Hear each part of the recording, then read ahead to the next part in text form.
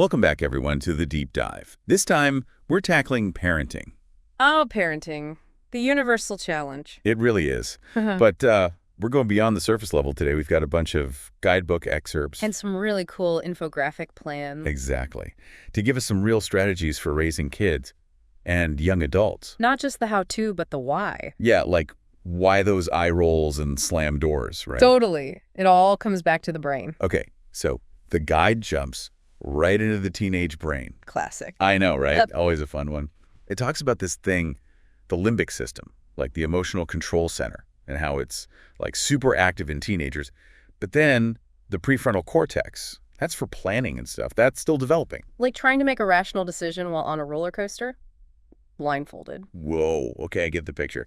So those mood swings? Not just angst. There's actually real neuroscience behind it. Makes sense. They're battling their own wiring. Yeah. But the guide goes deeper, right? Like different ages, different challenges. Well, yeah, it breaks it all down. So let's start with, say, 12 to 14-year-olds. What should we be looking out for? Well, at that age, it's all about the social scene. Their brains crave connection. So peer pressure is a biggie. Huge. So you see, like, emotional intensity, trouble making decisions, even some maybe risky behavior. Trying to fit in. Yeah. Makes sense. How much of that is their brain, though? Is the prefrontal cortex really that underdeveloped? Oh, it is, especially the dorsolateral prefrontal cortex. Well, why now? Think of it as the brain's CEO. Planning, organizing, impulse control, all that. But at 12 to 14, still under construction. Ah, so they're not choosing to be impulsive. They just can't help it. Pretty much, which is why, thinking through consequences, not their strong suit. Okay, that's a big takeaway. But how do we, as parents, actually deal with that? Communication must be tough. Validation is key, even if their feelings seem irrational. So instead of dismissing them. Exactly. You could say, hey, sounds like you're really frustrated. Tell me more about why. I like that. Acknowledging, not judging. But what about when they push it too far, like risky behavior? Is validation enough? Boundaries are crucial, but the guide suggests framing them differently. Connect the rules to their well-being. So not just no, but hey, sleep is important for your health and it helps you focus in school. Exactly. Translating adulting for them. I like it. And speaking of, what about screen time? Big issue these days. Any advice? Oh yeah, the guide has a whole section on that, establishing limits. But with all the tech they use, how? It suggests involving your 12 to 14-year-old in setting those boundaries. Wait, seriously? Like a conversation about healthy screen time? With a teenager? Seriously, remember their prefrontal cortex is developing. They can contribute. Wow, that changes things. Okay, we've covered a lot with the younger teens, but what about those older ones, 15 to 18? Things get even more intense, That right? for sure. The guide describes this stage as heightened risk-taking and a lot of identity exploration. So more impulsive behavior, like experimenting with stuff. Potentially, yeah. They're wired to seek novelty, rewards, and they don't always see the negative consequences. So rebelliousness. Yep, that too. Testing boundaries. Trying to figure out who they are, separate from us. Walking that tightrope between childhood and adulthood. Makes sense, but sounds scary. How do we navigate that? Open communication. I know it might seem counterintuitive. Because they're more likely to shut down this strain. Could be. But creating that safe space where they can talk about anything without judgment, that's vital. Easier said than done. How do we even start those conversations, especially about touchy subjects like drugs and alcohol? Try sharing your experiences without glorifying them, of course. It's like, hey, when I was your age, I tried smoking. And looking back, it was dumb. Yeah. Sharing your vulnerabilities can make them feel safer opening up about theirs. Leveling the playing field. Makes sense. But what about when they actually mess up? How do we handle that without sounding preachy? Natural consequences. Letting them experience the fallout of their choices. Safely, of course. Controlled environment. So breaking curfew means? Maybe losing some privileges next time they want to go out. Something like that. It's about learning from mistakes, not just being punished. But we're still there for them, right? Always. Yeah. This is where empathy comes in. Instead of lecturing, say something like, I get why you did that, but I'm worried about what might happen because of it. Let's figure this out together. A team, not enemies. I like that. Okay, we've talked about communication, boundaries, but what about those specific teen challenges, like peer pressure, social media, dating? The guide covers it all. Really insightful stuff. Like for peer pressure, what does it say? Help your teen build a strong sense of self. Yeah, if they know who they are, They won't be so easily swayed. makes sense. But how do we help them do that? Encourage them to explore their interests, find their passions, surround themselves with good people. And validating their feelings, even when we disagree. Exactly. It's about them being their true selves, not who they think they should be. Okay, that's peer pressure. But social media, that's a whole other beast. Comparison, anxiety, Cyberbullying. The guide acknowledges all that and gives practical tips. such as. Setting boundaries, healthy online habits, open conversations about the risks and benefits. So like limits on screen time. Definitely. Hmm. And maybe a bit controversial, monitoring their online activity. Tricky, but I get it. But what if they do see something upsetting online? Create a safe space for them to come to you, no judgment. So they can tell us without being afraid of getting in trouble. Exactly. You listen, validate, and work together to find a solution, whether that's reporting the incident, blocking someone, even seeking professional help if needed. It's about being on their team. Okay, that's Right. social media. What about dating? Another minefield, right? Big time. Yeah. The guide takes a very realistic approach. It acknowledges that dating is normal, but Yeah. boundaries are still crucial. So open conversations about. Healthy relationships, respect, consent, the potential risks. Heavy stuff. How do Yeah. we talk about that without making them cringe? Try real-life examples, maybe news stories, even characters from books or movies. So sparking conversation instead of lecturing. Exactly. Meeting them where they are, using their world to help them understand. Smart. Okay, but what about us? We're the adults, right? Mm-hmm. We have to walk the walk too. Absolutely. The guide is big on that. Modeling healthy behavior. I'm aiming. Our words and actions have to match. We need to show respect, empathy, healthy communication in our own lives. Being the kind of people we want them to be. Exactly. Okay, we've covered a lot with the teen years. But the guide goes beyond that, right? Young adulthood. 18 to 28. Oh yeah, it delves into all that too. Big changes still happening in those years, I bet. But their prefrontal cortex is finally fully developed, right? Right, but that doesn't mean it's all smooth sailing. There's still a ton of pressure, uncertainty. Figuring out careers, relationships, Yeah. money. Yep, a lot to juggle. I remember those years. So how do we support them then? We can't exactly fix everything for them anymore. Right, and that's a key message in the guide. Encourage problem solving, don't just offer solutions. So empower them to find their own way, but still be there for them. Exactly. Sounds like a tricky balance. Any tips? Instead of jumping in with answers, try asking questions like, what are your options for dealing with this deadline? Or what resources could help with this financial issue? It's about guiding them to think for themselves, not doing for them. Precisely. And when they do make mistakes, because they will. It's tough to watch. How do we offer support without being overbearing? Validate their feelings, acknowledge that it's tough, say something like, I know this is hard, I'm here for you, we'll figure it out. Unconditional support, so important. And what about staying connected to them as they become more independent? The guide emphasizes staying connected without hovering. So respecting their space. Still making an effort, calls, texts, family time. Finding what works for everyone. Okay, we've talked about young adulthood in general.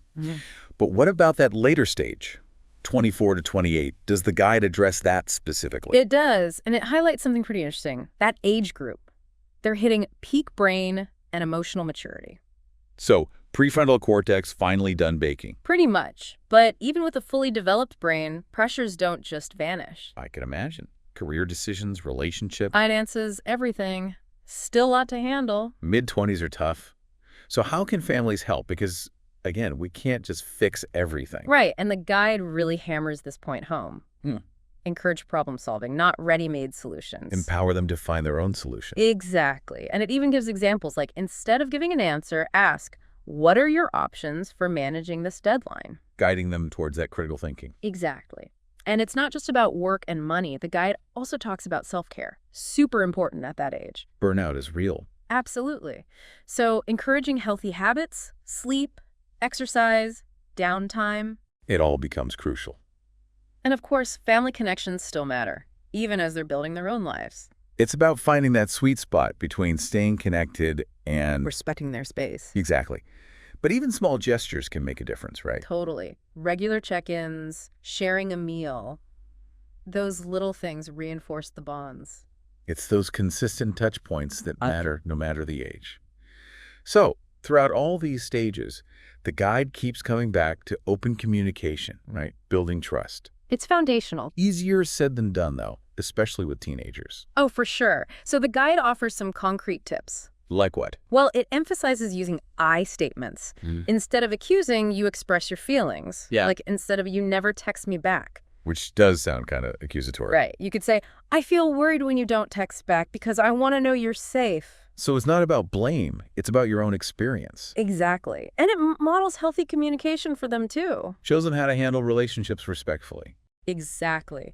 And another tip, staying calm during arguments. I know, easier said than done. Especially with a teenager who's like having a meltdown. Right. But the guide stresses that we need to be the ones modeling emotional regulation. So take a deep breath.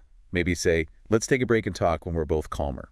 Exactly. Shows them it's okay to step back, process those big emotions before trying to solve anything. Because sometimes space and time really help. Okay, so we've got communication covered.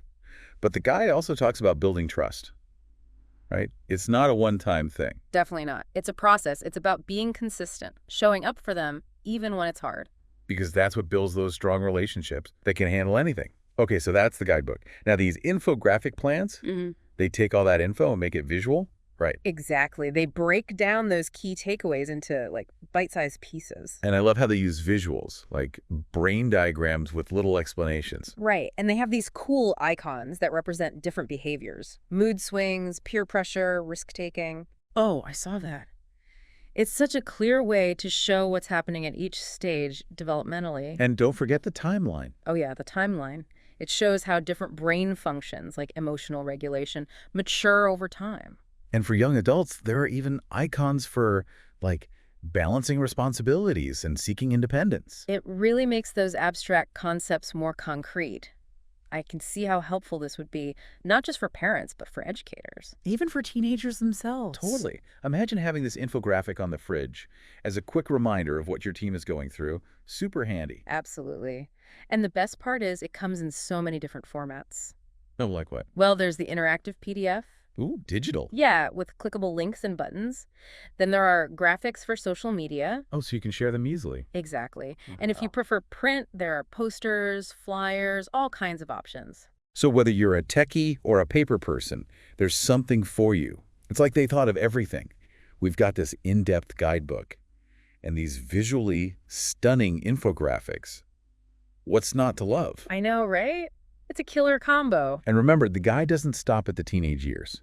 It covers development all the way up to 24 to 28. That's right. And that age range is full of its own unique challenges and milestones. Like what?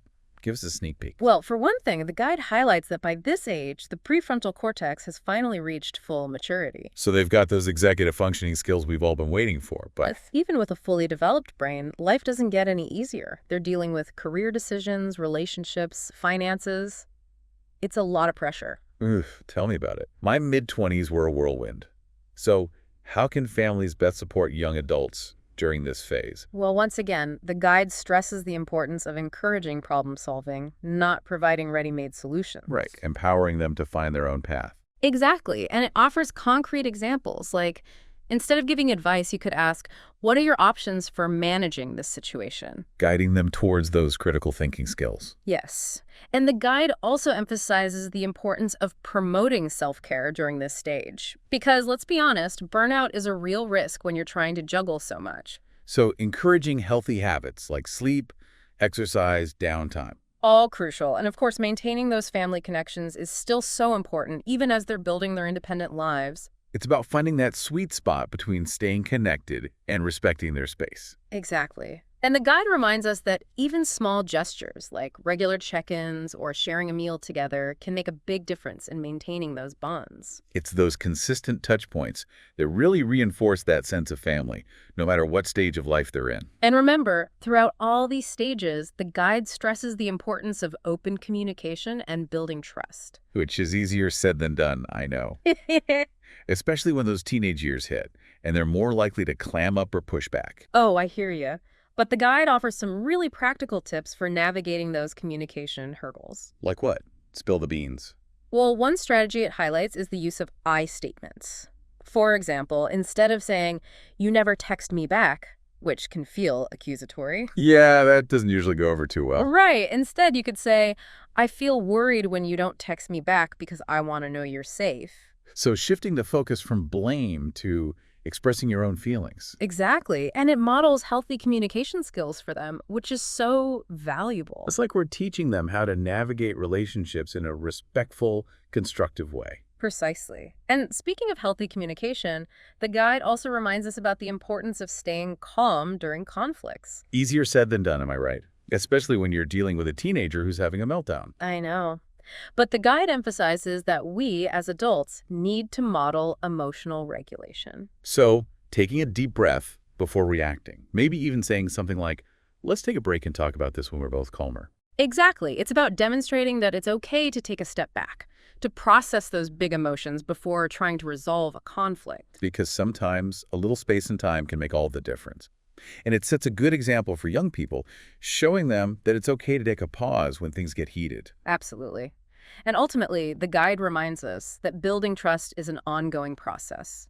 It's about being consistent in our words and actions, showing up for them, even when it's tough. Because that's what builds those strong, resilient relationships that can weather any storm. Exactly. It's about creating that foundation of love and support that allows young people to thrive.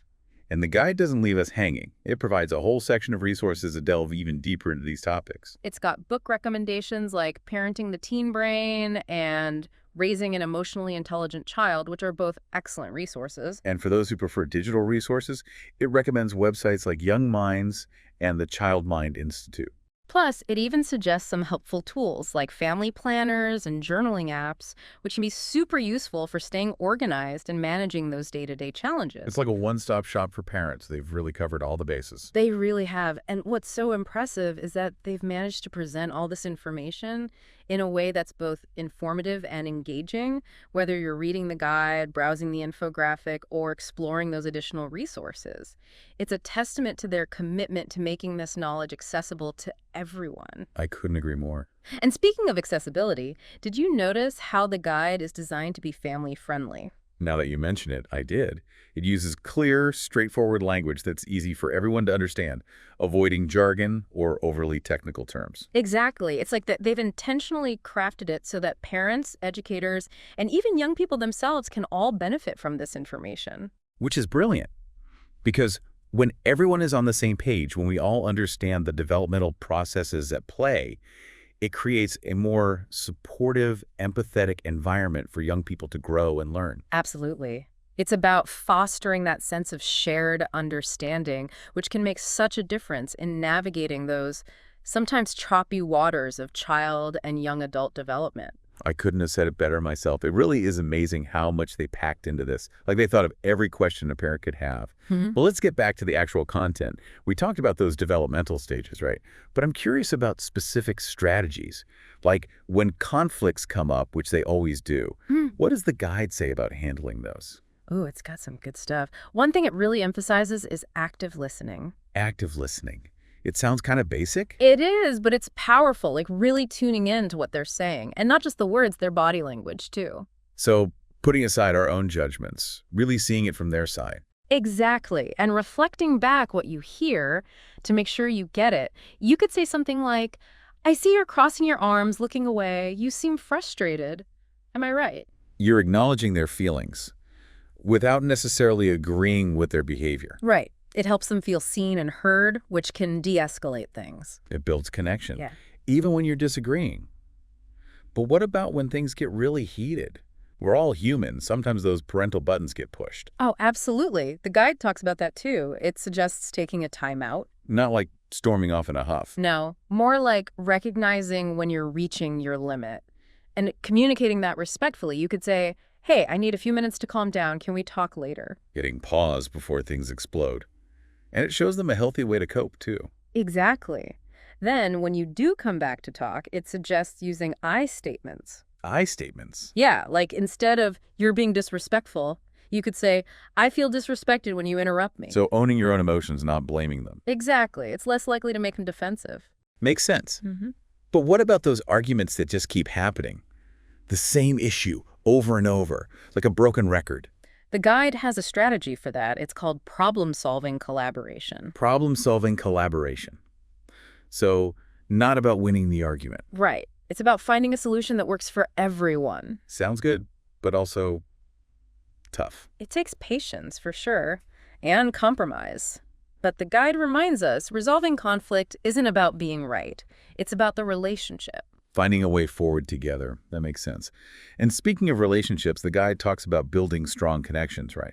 Not just about avoiding arguments. Oh, yeah. That's a big part of it. And it emphasizes quality time. Quality time. Again, sounds kind of basic. It is, but it's so important, especially with how busy life gets. It's about making time to connect without distractions, doing something they enjoy. Being present, showing them they matter. Exactly. And it doesn't have to be fancy. It can be as simple as sharing a meal, playing a game, just talking about their day. Those little moments add up. Yeah. But it's about the quality, not just the quantity, right? Absolutely. Put the phones away, turn off the TV, focus on them. Give them your full attention. I like that. But what else? Besides quality time, how else do we build those strong connections? Well, guide talks about expressing affection regularly. Okay, so hugs. Saying, I love you. That, yeah, but also just little things. A pat on the back. Words of encouragement. Those little gestures that say, I care. Exactly. But remember, different people like different kinds of affection. Some are more touchy-feely, others prefer words, or maybe acts of service. It's about knowing what works for them. Speaking of which, the guide also talks about respecting individual differences, right? Oh, big time. It stresses that one size doesn't fit all. What works for one kid might not work for another. So true. But how do we figure out what works for each individual? Pay attention. Observe them. Ask them directly about their preferences. Be curious. And be willing to adapt, right? Right. Because they're constantly growing, changing. Exactly. It's an ongoing process. Okay, we've talked about connections, quality time, affection, but what about boundaries? We touched on that with conflict, but it's important in general, right? Absolutely. It's about setting those clear expectations for behavior, for everything. And the guide is big on clarity, being specific, what's okay, what's not okay, and what happens if those boundaries are crossed. No room for misunderstanding. Right, but then there's consistency, enforcing those boundaries consistently. So they know we mean business. Exactly. It's not about being inflexible, but it is about sticking to your word, following through. It builds trust, respect. Mm-hmm. But boundaries aren't just about saying no, right? It's also about giving them space to express their needs. Absolutely. Encourage open communication. Make them feel safe to share their thoughts, feelings, even if those differ from ours. So respecting their autonomy, even when it's tough. And remember, respect goes both ways. They respect our boundaries, we respect theirs. It's about treating them as individuals, capable of making their own choices, even if we don't always agree with those choices. Right. And that can be hard for parents because we want to protect them. But sometimes the best thing we can do is step back. Trust them to figure it out. It's about finding that balance. Support, but also freedom. Protection, but also empowerment. You said it perfectly. It's a journey, not a destination. And speaking of journeys, let's talk more about those infographic plans. We touched on them briefly, but they really add something special. Oh, yeah. They're so visually appealing, and they make all that brain science so much easier to understand. It's like they took a boring textbook and turned it into art. Seriously. Yeah. But it's not just about looking pretty. The visuals actually help you learn, like those brain diagrams, breaking down each part and its function. Right, and they connect it to real-life examples so you can see how it plays out, like how the developing prefrontal cortex affects teenagers' decisions. Exactly. And then they have all those practical tips presented in a really clear way, like phrases to use when you're talking to your kid about setting boundaries or resolving conflicts. It's like a cheat sheet for parenting. And I love how interactive they are, with quizzes and checklists. You can even create your own personalized action plan. It really empowers you to take all that information and make it your own. And it's not just for parents. These infographic plans are great for educators and teenagers, too. Absolutely. It helps teenagers understand their own brains and their own behaviors. It's like a user manual for your mind. Okay, so we've got the content, the visuals. What else makes these infographic plans so awesome? Well, for one thing, the format. They come in so many different versions, both digital and print. Oh, cool. So there's something for everyone, whether you prefer reading on your phone, or having a hard copy you can highlight, or even projecting it on a screen for a presentation. Exactly. And they're designed to be used in all sorts of settings. There's a pocket-sized version, a poster. even one for social media. They really did think of everything. And they're also super inclusive, right? Making Yeah. sure everyone feels represented. Absolutely. They've been translated into multiple languages, the visuals are diverse, and they even address the unique challenges faced by different cultural groups. It's about acknowledging that there's no one-size-fits-all approach to parenting, And respecting those differences. while still providing a framework for healthy communication and relationships. Okay, before we wrap up our discussion of the infographic plans, I have to mention the resources section. It's amazing. I know. It's so comprehensive. They've gathered articles, videos, podcasts. Websites, organizations, even local support groups. It's like having a personal research assistant, and it's all organized by age group and topic, so you can easily find what you need. And they even include links to helplines and crisis centers for those times when you need immediate support. It's a reminder that you're never alone. There's always help available. Okay, I think we've covered just about everything, from the guidebook to the infographic plans. Phew, so much good stuff in there. I feel like I've learned a ton. Me too. But I gotta admit, it's a little overwhelming. All these stages, all these challenges. It is a lot to process, but remember, it's a journey, not a destination. And you're not alone. That's true. It's easy to get caught up in the day-to-day and feel Like you're failing. Yeah. But this stuff reminds us there's no such thing as perfect parenting. Right. It's progress, not perfection. And it's okay to ask for help. Absolutely. Partner, friend, family, even a professional. Building your village. Exactly. Yeah. But what about the kids themselves? How do they fit into all this? Oh, that's a great point. And the guide really stresses empowering them, not just telling them what to do. Engaging them in the conversation. Yes. Listening to their perspective, respecting their autonomy. So not lectures, but Real conversations. And it gives tips for how to do that, like asking open-ended questions, validating their feelings. making them feel safe, to be honest. Exactly. But beyond communication, there's also encouraging them to explore their interests. Their passions. Yes. Give them opportunities to try new things, discover their talents. And it's not just academics, it's also creative stuff. Art, Yeah. music, whatever lights them up. Exactly. And recognizing that their passions might not be our passions. Right. It's their life, not ours. And sometimes our support is just about being there, encouraging them, providing resources. Being their biggest fan. Exactly. But empowerment isn't just about passions, it's also about teaching them life skills. The stuff they need to, like Yeah. actually be an adult. Exactly. Finances, time management, communication, problem solving. The guide covers it all. Give them those tools to handle real life. And remember, mistakes are part of it. Setbacks are opportunities to grow. It's about building resilience. Exactly. And resilience is something we can help them develop. So it's not about protecting them from every challenge, but giving them what they need to face those challenges head on. And come out stronger on the other side. Yeah. You know, this has all been really focused on the individual, but what about the bigger picture? Society. How can we create a world that really supports all young people? That's the question, isn't it? Understanding brain development. Mhm. It's not just a personal thing. It's a collective responsibility. It's about advocating for better policies, better practices. Yes. For all kids, regardless of background, it's about recognizing that their well-being is our well-being. Their future is our future. Powerful stuff. So it's not just about me, it's about we. Exactly. And even small actions can make a difference. Volunteer, mentor, advocate for better schools. Or just having honest conversations about the challenges kids face these days. We can all do something. Absolutely. Every act of kindness, every bit of support, it all adds up. It creates a better world for everyone. Well, that brings us to the end of our deep dive into parenting through developmental milestones. What a journey. It really has been. I feel like we've just scratched the surface, but hopefully this is giving you some food for thought and some tools to support the young people in your life. I hope so too. And remember, you're not alone. There are resources, there's support, and there's always hope. That's the most important thing. Thanks for joining us on the deep dive. And to all our listeners, until next time, keep learning, keep growing, and keep those conversations going.